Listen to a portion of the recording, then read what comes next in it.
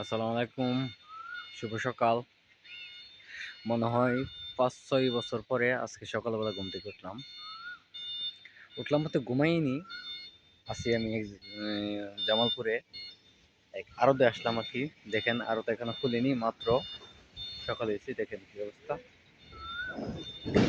এখন আড়তে আছি। এই যে আড়তের অবস্থাটা দেখেন। আমি একটু হেঁটে হেঁটে দেখাচ্ছি কি অবস্থা। ভাই বহুদিন পর ঘুম থেকে সকালবেলা উঠলাম। আমার মনে হয় ১০ বছর, নিচে ১০ বছর এত সকালে আমি উঠিনি ঘুম থেকে কোনো সময়। আজকে যে সকালে উঠলাম, এই যে আরত সব খালি ফাঁকা ফাঁকা ফাঁকা, সব ফাঁকা, একটা মানুষ নাই। হুম, অবস্থা দেখছেন,